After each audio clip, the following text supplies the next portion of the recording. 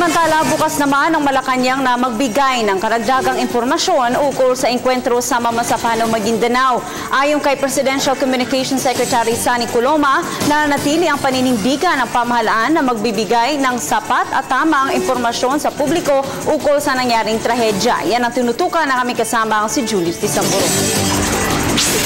Tiniyak ng Malacanang na bukas ang pamahalaan sa pagbibigay ng karagdagang impormasyon kaugnay sa nangyaring engkwentro sa Mamasapano, Maguindanao. Ayon kay PCOO Secretary Sunny Coloma, kinikilala ng pamahalaan ang hangarin na magkaroon ng sapat at makatotohanang impormasyon ang mga mamamayan. Gayon din ang pagbibigay linaw at hustisya sa pagkamatay ng nasa 44 na miyembro ng PNP Special Action Force.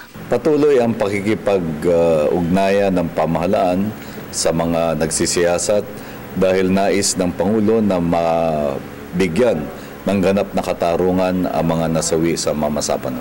Sabi pa ng kalihim, patuloy na pinakikinggan ni Pangulong Aquino ang saloobin ng bawat mamamayan at ginagawa nito ang mga sapat na hakbang upang maipagtanggol ang kapakanan ng bawat isang Pilipino.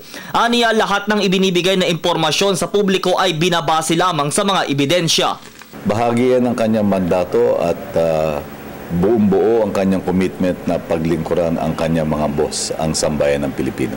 Una nang siniguro ng bagong talagang hepe ng PNP Special Action Force na paiimbestigahan nila ang nasa 120 SAF commandos na inakusahang hindi tumulong sa napapalaban nilang kasamahan noong kasagsagan ng Mamasapano encounter.